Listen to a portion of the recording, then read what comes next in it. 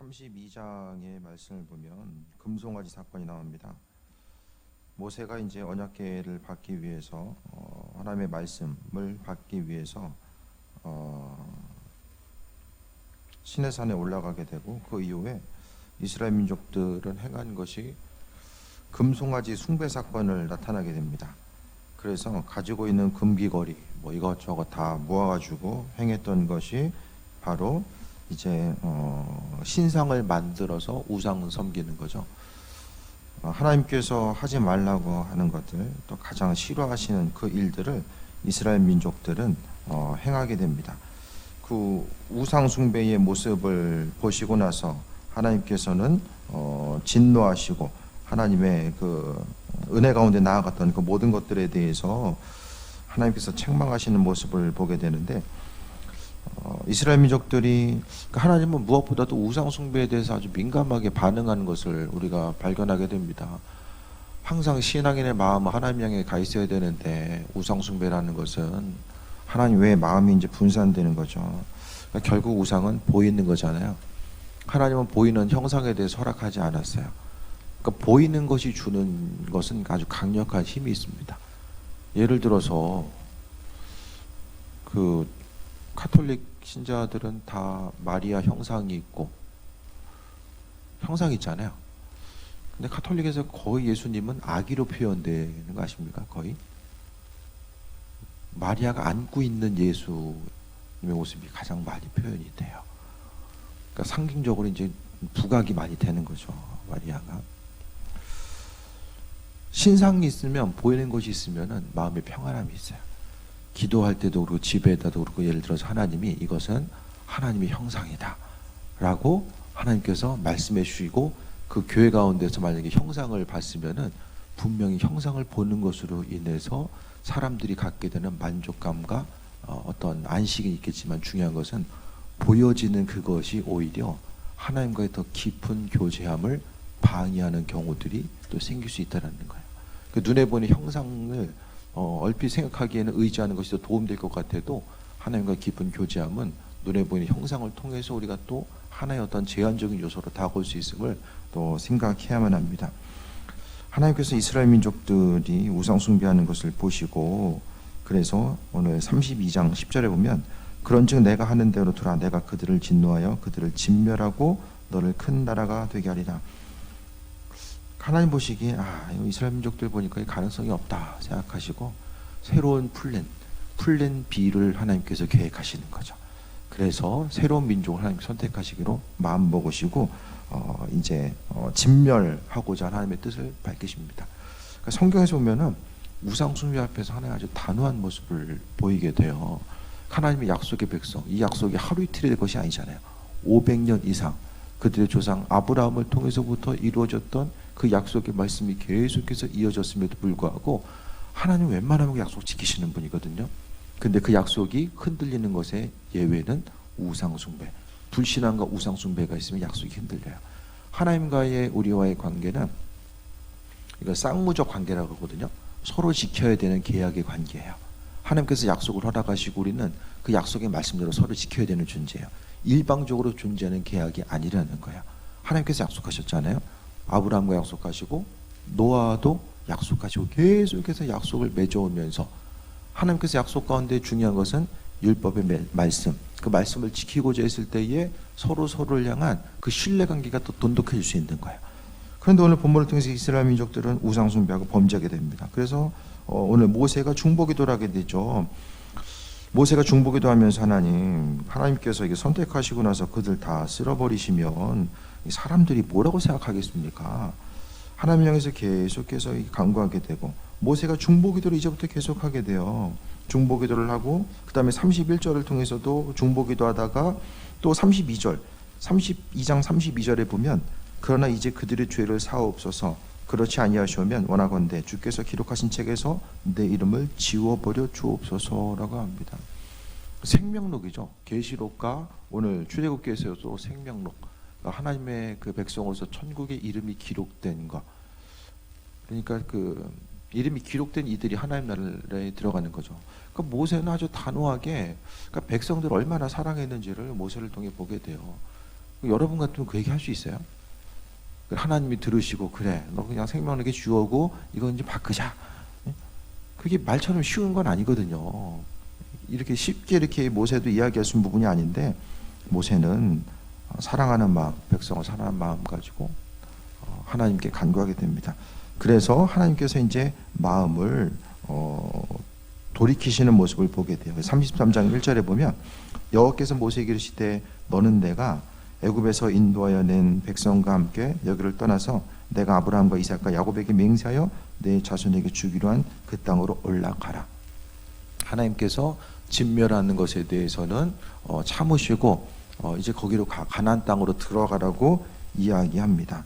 그러면서 내가 앞으로 이제 하나님께서 하실 일들이 33장 2절을 통해 보면 내가 사자를 너보다 앞서 보내어서 가나안 사람과 아모리 사람과 헷 사람, 브리스 사람과 히위 사람과 여부 사람을 쫓아내고 가나안 족속들 거기 이제 주된 위치를 차지하고 있었던 족속들을 쫓아보내고 3절에 너를 적과 꿀이 흐르는 땅에 하려니와 이 3절이 되게 중요해요. 너희를 적과 꿀이 흐르는 땅에 이르게 하려니와 나는 너희와 함께 올라가지 아니하리니. 무슨 말씀이죠 이게? 우상 숭배 이후에 하나님 용서해 줄게 했는데 그 땅을 줄 텐데 나는 거기 안 간다. 그렇죠? 땅은 주는데 난 거기 없을 거야. 그 얘기하는 거예요. 그러니까 우상 숭배 때문에 하나님이 이제 마음에 내상을 입은 거죠. 어떻게 생각하면? 그러니까 백성들이 우상 숭배로 인한 충격이 하나님도 컸던 거예요. 그래서 백성에게 이 본문의 정황을 보면 출애굽기를 통해서 하나님이 정말 이스라엘 민족들에게 더 이상 가능성이 없구나라고 생각했고 그들을 향한 진멸 계획을 구체적으로 세웠던 것 같아요. 한 사람의 중보자 모세 때문에 하나님께서 살려두신 거예요. 교회도 그렇고 가정도 그렇고 이 중보기도의 역할이 얼마나 중요한가. 모세가 없었으면 이스라엘 민족 사라지는 거예요. 다른 누군가 그 이방에 있었던 어느 민족을 다시 사용하셨겠죠. 근데 하나님은 모세의 기도를 들으셨는데 마음을 바꿨지만 한편으로서는 하나님의 마음속에 가지고 있었던 것이 완전히 풀리진 않았던 것 같아요. 그래서 왜냐하면 하나님이 이제 그래도 약속하신 것이 있었기 때문에 난 약속을 지킨다. 그 약속을 누구하고 했냐? 아브라함과 이삭과 야곱에게 주기로 약속한 땅, 동일한 땅이죠. 가나안 땅이라고 하는 그 땅을 줄 텐데 그러면서 앞서 있었던 민족들도 다 쫓아낼 거야. 하지만은 나는 너희와 함께 올라가지 않겠다. 세상 가운데서 아무리 다 만족감을 누리고 다 소유하고 뭐 자손의 복, 장수의 복, 물질의 복 다 누려도 하나님의 동행감이 없으면은 아무것도 아닌 거예요. 그것에 대해서 오늘 모세는 기억했던 것으로 보여지게 됩니다. 왜냐하면은 너희는 목이 곧은 백성인즉 내가 길에서 너희를 전멸할까 염려하니라 하시니라고 합니다. 3절 보면 되게 가슴 아픈 내용이에요. 이게 난 너희와 안 간다라는 것이 한편으로는 마음에 내상이 있어서도 그렇지만은 하나님 보시기에 이스라엘 민족들이 목이 곧아가지고 하나님 자신이 저들 또 범죄하면 내가 언젠가는 저들 멸망시킬 것 같다라는 거. 그렇기 때문에 하나님이 함께 갈 수가 없었던 거예요.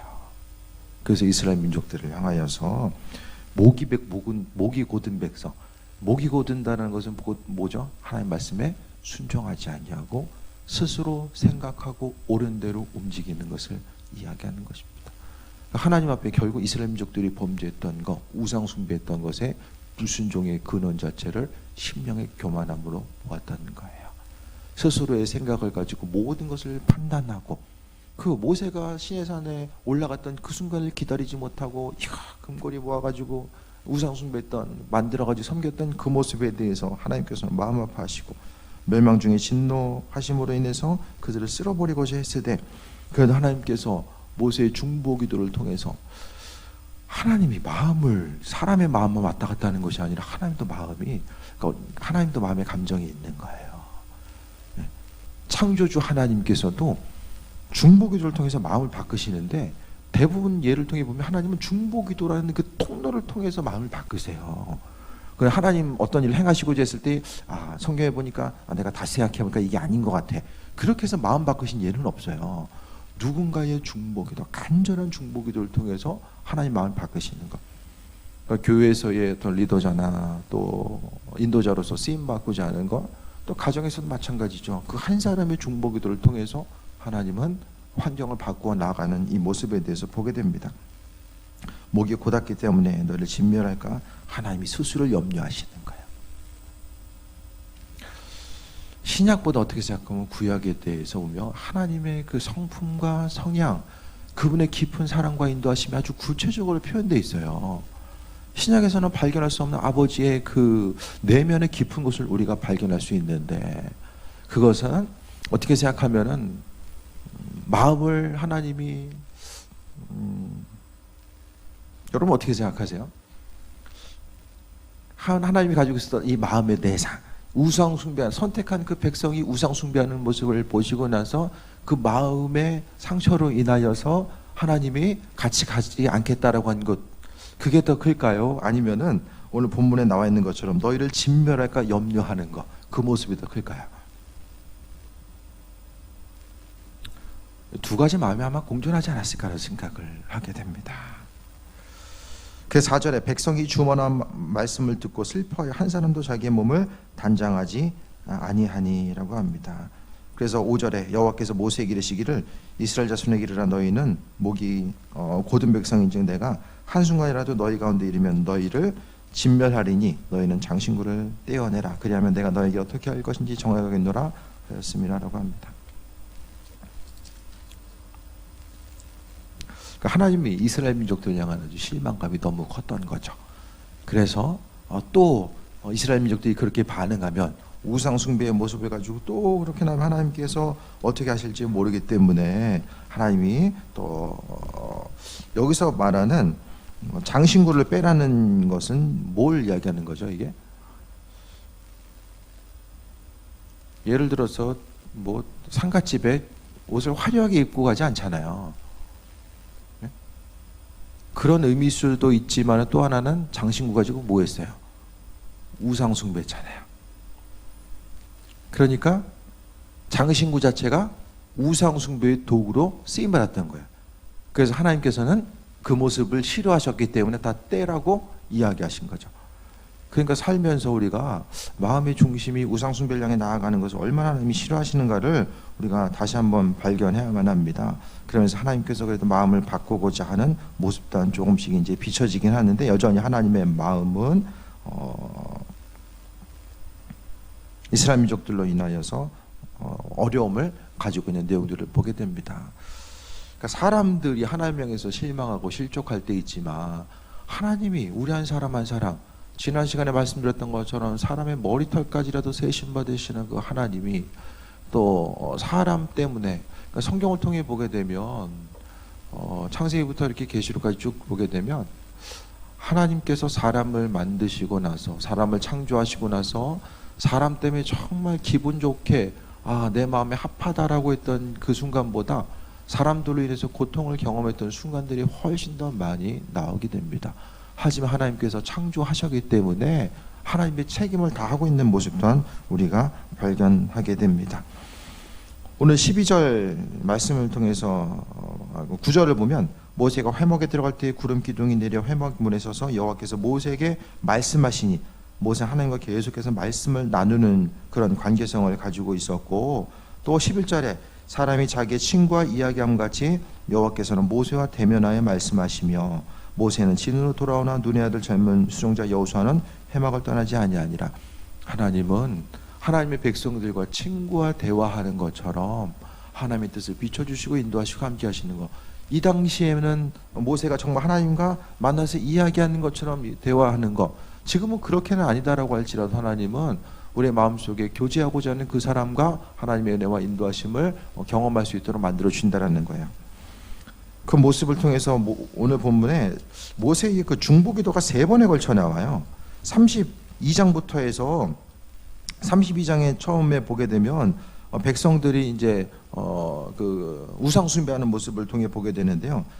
본문 11절부터 14절, 32장 11절부터 14절까지는 1차의 모세의 중보기도가 나오고, 그 다음에 31절부터 34절까지는 모세의 2차의 중보기도, 그리고 오늘 33장 12절부터 오늘 17절 오늘 본문의 내용은 모세가 하나님 명에서 세 번째 중보기도 하는 것을 보게 돼요. 그러니까 계속해서 중보기도라는 것은 뭐예요? 하나님과 죄된 이스라엘 민족들 사이에 이 중간에서의 계속해서 화평의 역할을 감당하고자 하는 것. 예수님께서 감당하셨던 그 일들을 오늘 모세가 또 이제 감당하고 있는 것을 보게 되죠. 하나님과 이스라엘 민족들과의 이 화평함의 관계를 이야기하는 거죠. 모세는 너희들만 가, 난 간다. 이 뜻이 무슨 소리인지를 알았어요.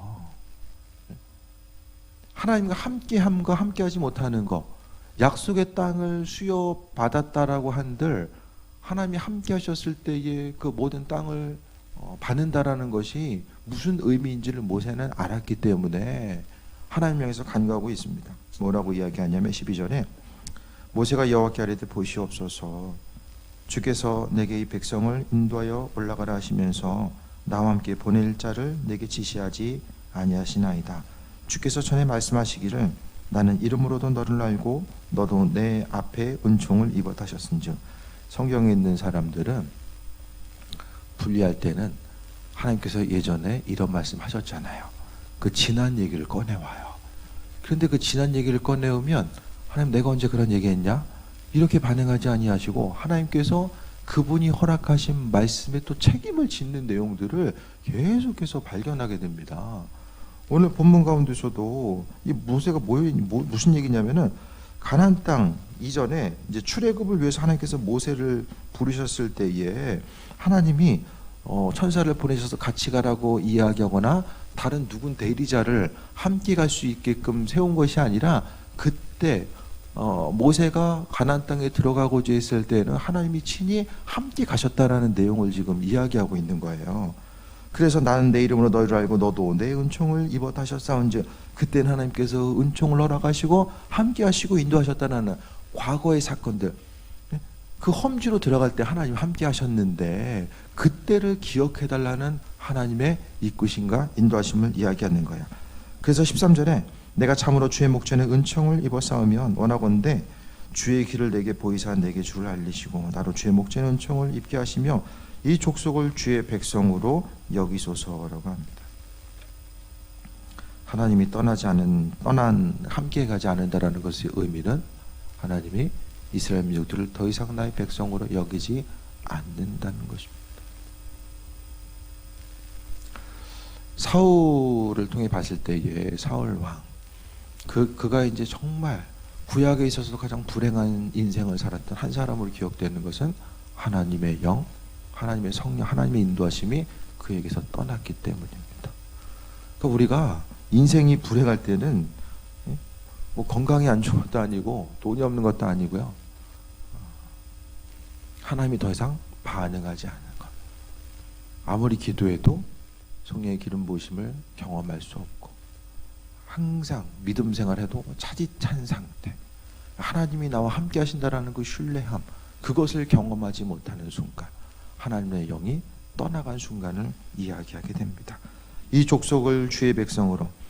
그러니까 13절에 모세가 얼마나 하나님의 시선이 이스라엘 민족들 그 백성들 가운데 머물게끔 하기 위해서 얼마나 죽을 힘을 다하고 있는가 오늘 본문을 통해서도 발견하게 됩니다. 주의 목전에 은총을 입어 싸우면 원하건대. 그러니까 그 얘기 같아요. 모세가 하나님을 향해서 하나님 내가 이집트에 내가 들어가야 됩니다. 애굽 땅에 들어가야 되겠습니다라고 이야기하지 않고 하나님 향해서 하나님이 불러줘서 믿음으로 순종했잖아요. 하나님 말씀에 순종했던 그때를 하나님께서 기억해 주시길 바랍니다. 그러니까 내 믿음의 순종, 내가 행했던 그 모든 것들 하나님께서 기억하셔서 이스라엘 민족들 그들에게 동일한 은혜를 베풀어 달라고 이야기하는 거죠. 그래서 나로 주의 목전에서 은총을 입게 하시며 이 족속을 주의 백성으로 여기소서라고 합니다. 가나안 땅에 들어가고자 했을 때 하나님께서 동일하게 또 함께 하셔서 그 민족들과 함께 하심을 통해서 가나안 땅을 입정할 수 있는 그 은혜를 허락해 주시길 바랍니다라고 오늘 본문 가운데 간구하고 있습니다. 이것이 바로 중보기도자의 마음이에요. 교회 가운데서도 가정에서도 다 마찬가지입니다. 14절에 여호와께서 이르시되 내가 친히 가리라 내가 너를 쉬게 하리라 라고 합니다. 15절에 모세가 여호와께 이르되 주께서 친히 가지 아니하시거든 우리를 이곳에서 올려보내지 마옵소서. 모세의 기도를 듣고 나서 하나님이 마음을 바꾸시죠. 모세의 말을 듣고 나서 하나님이 수긍하신 거예요. 이전날 모세와 함께 있었던 그 순간 그에게 은총을 베푸시고 함께 세상 가운데 이스라엘 민족들을 구원하기 위한 그 온전한 계획들을 실천하시고 실현하셨던 그 순간을 기억하시면서 하나님 모세 때문에 이스라엘 민족들 가운데 마음을 바꾸는 거죠. 아브라함의 중보기도를 통해서 하나님이 마음을 바꾸셨던 것처럼 하나님 마음을 바꾸세요. 진노하셨던 하나님, 그 창조주 하나님이 피조물로 인해서 진노했지만 그 아버지의 마음을 바꾸시는 거. 그러면 우리가 이 시간 생각했을 때 중보기도보다 더 큰 능력이 있는가? 누군가를 향한 이 중보기도보다 우리가 할 수 있는 최고와 최선의 선택이 무엇이 있는가를 우리가 본문 속에서도 발견하게 됩니다. 친히 내가 너를 쉬게 하리라 라고 하면서 15절은 주께서 친히 가시지 아니하거든. 하나님께서 가신다고 했는데 왜 모세가 또 한 번 하나님이 가시지 않으면 우리를 보내지 마시옵소서, 가나안 땅에 보내지 마시옵소서, 이걸 왜 이야기하나? 이게 원어적으로 좀 우리가 살펴보면 이것은 하나님께서 같이 가실 텐데 하나님 중간에 가셔서 중간 가다가 또 마음을 바꾸셔서 하나님께서 미리 말씀하시잖아요. 내가 마음이 이거 흔들리고 마음 바뀔까봐 너네 나 거기 안 간다. 근데 모세가 이제 그걸 기억하는 거야. 하나님 말씀하셔서 이제 같이 가시겠다라고 말씀하셨는데 중간에 또 마음이 바뀌면 우리는 갈 수 없습니다. 그것에 대해서 모세가 다시 한번 이야기하는 거예요. 그래서 16절에 나와 주의 백성이 주의 목전에 은총을 입은 줄은 무엇을 알리까? 주께서 우리와 함께 행하심으로 나와 주의 백성을 천하 만민 중에 구별하심이 아니니까? 17절에 여호와께서 모세에게 이르시되 내가 말한 일도 내가 하리니 너는 내 목전에서 은총을 입었고 내 이름으로 너를 알미니라라고 합니다.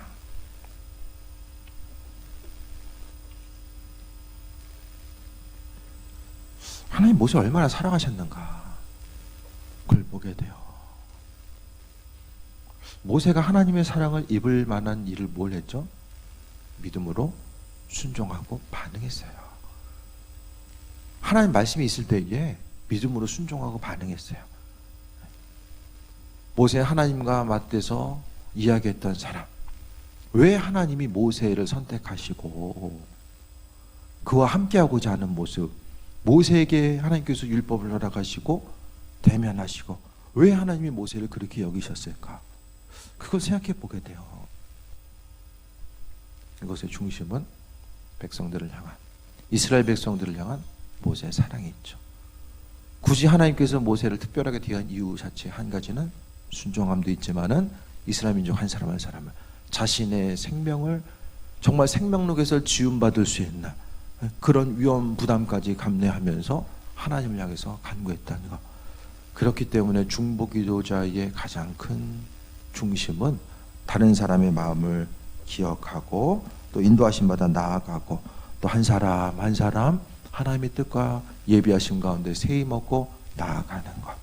그러니까 우리의 마음의 중심을 생각했을 때에 어떤 일을 습관적으로 계속 동일한 일을 계속하다 보면 마음에 있어서의 그 사랑함의 모습, 그 사랑함의 모습이 얼마나 중요한가. 주님께서 목회자도 불러주시든 또 각각의 한 사람 한 사람 리더로서 불러주심 가운데 가장 중요한 것은 아버지의 사랑함. 그러니까 결국 모세는 이스라엘 백성들을 향한 하나님의 사랑이 무엇인지를 깨달아 알았던 거예요. 하나님 이스라엘 민족들을 향해서 진노하시고 버리겠다라고 하지만 한편으로는 모세가 이렇게 얘기해 주는 것 자체가 하나님은 좀 모세를 향해 더 고마워하지 않았을까? 모세가 생각하기에 하나님, 제 생각도 그렇습니다. 이스라엘 민족도 이제 더 가능성이 없습니다. 이제 빨리빨리 마음 정리하시고 또 새로운 민족들 있잖아요. 보셔가지고 좀 말 잘 들을 만한 민족들 선택하셔서 그들과 함께 하나님의 역사를 이루어 가시길 바랍니다.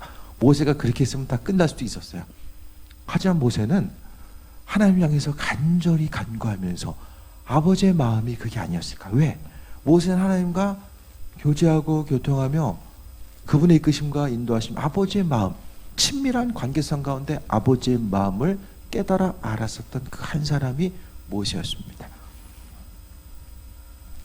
어떻게 생각하면 맨 마지막에 보면 하나님 모세로 하여금 느보산에서 가나안 땅에 들어가지 못하게 하셨잖아요. 그것 자체가 모세를 향한 책망의 모습이기보다는 어떻게 생각하면 모세의 사명이 거기까지였고 또 이후의 여정 가운데 모세를 보호하기 위한 하나님의 또 사랑함의 방편이 아니었을까.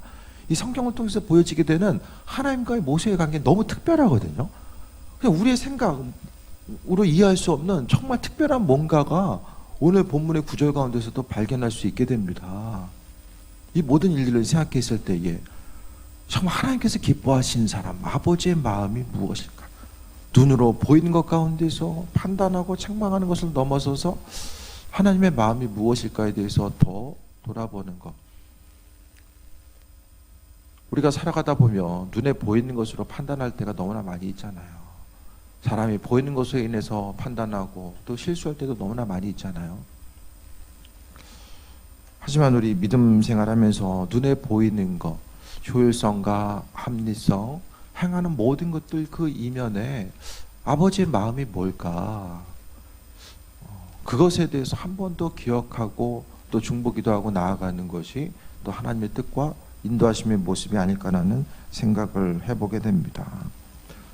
17절에 다시 한번 보면 여호와께서 모세에게 이르시되 내가 말한 이 일도 내가 하리니 너는 내 목전에 은총을 입었고 내가 이름으로도 너를 알미니라라고 합니다. 하나님과 모세의 관계는 은총, 하나님의 은총 가운데 연결되고 그분의 뜻과 인도하심 가운데 나아갔었던 이 온전한 관계성 자체를 우리가 발견할 수 있게 됩니다.